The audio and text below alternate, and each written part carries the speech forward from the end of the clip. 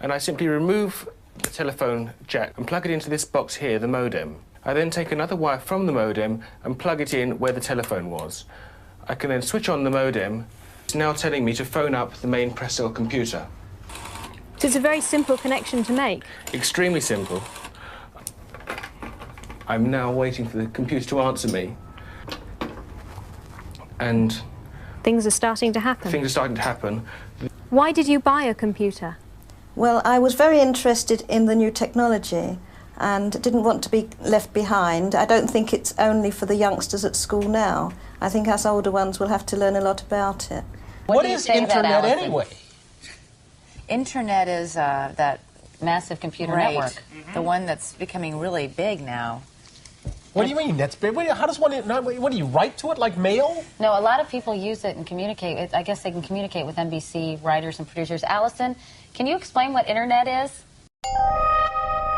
The world is in financial disarray.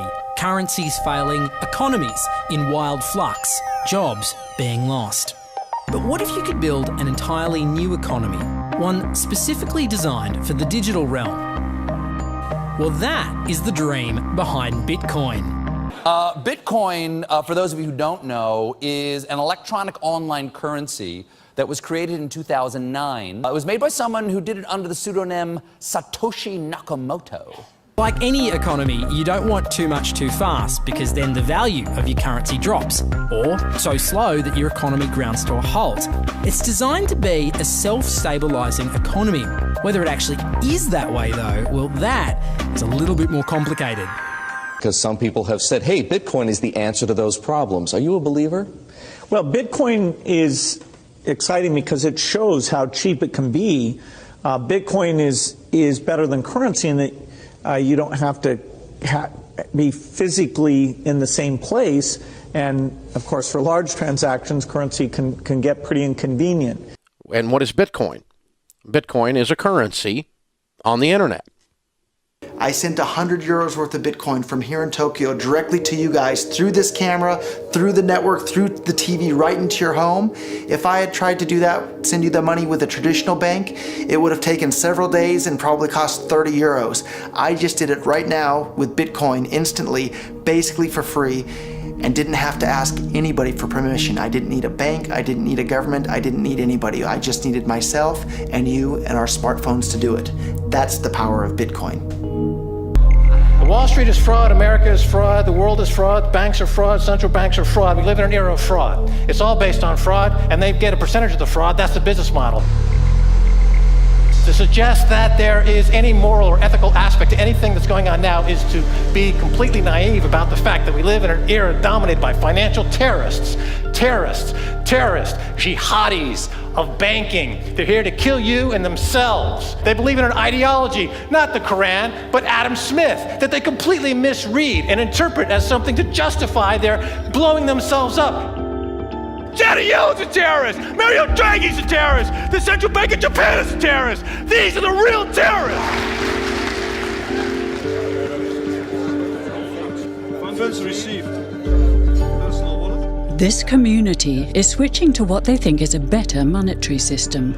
A system in which banks are no longer needed because payments could be made directly from one person to another. Bitcoin is fundamentally different because in Bitcoin, you don't owe anyone anything and no one owes you anything. It is not a system based on debt. It is a system based on ownership. And no one can censor it, no one can seize it, no one can freeze it. It's November the 2nd, 2008, just 6 weeks after the Lehman Brothers collapse.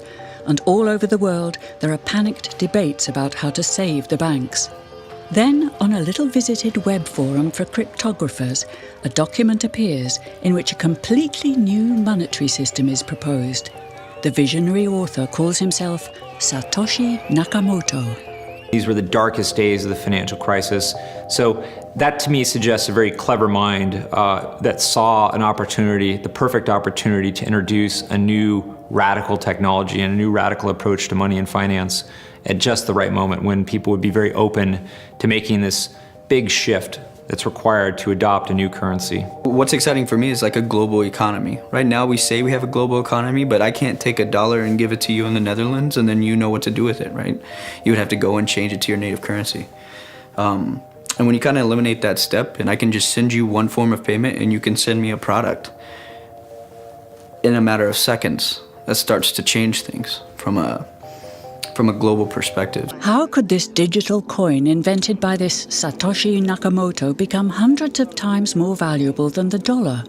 And why do enthusiasts like Roger Fear want the world to switch to bitcoins? I'm giving every single person here 1,000 yen worth of bitcoins, which is like $8 and something cents.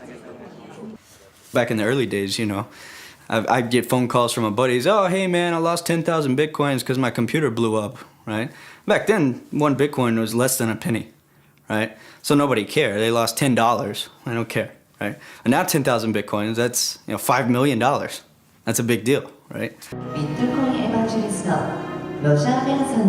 I think a lot of people are underestimating the way in which Bitcoin and the blockchain are going to change the power structures in society in general. I mean, I grew up in the US and I see all these people like, yeah, nuke everybody in the Middle East and kill them all. And then they have the former Secretary of State Madeleine Albright on 60 Minutes, one of the most popular news shows in the US. And they asked her, they said, like, there's reports that more than 500,000 Iraqi children have died as a direct result of US sanctions.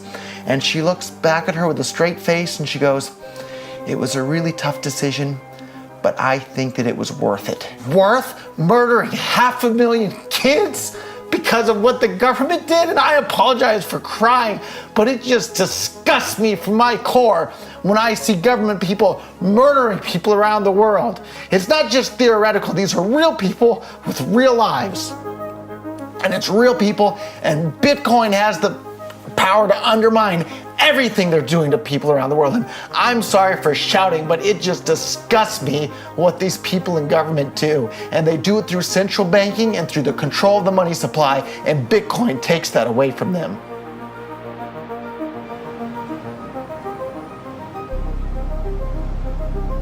You can buy Bitcoin at the Shell station. Check it out.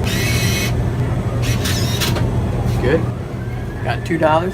Hit finish. Oh. $2 Bitcoin. Just like that. From this machine. I just turned cash into digital currency. So thinking that it's too late to get involved in Bitcoin is like thinking it's too late to get involved with the internet or too late to get involved with using a cell phone. Like, it's not too late to get involved in Bitcoin. If Bitcoin becomes really popular all over the world, Bitcoins are going to have to be worth at least tens of thousands of dollars a Bitcoin, if not hundreds of thousands of dollars per Bitcoin. So thinking it's too late to get involved with Bitcoin is like thinking it's too late to get involved with using the internet. Of course not. Like, it's ubiquitous in our lives, and Bitcoin's going to become ubiquitous in our lives as well.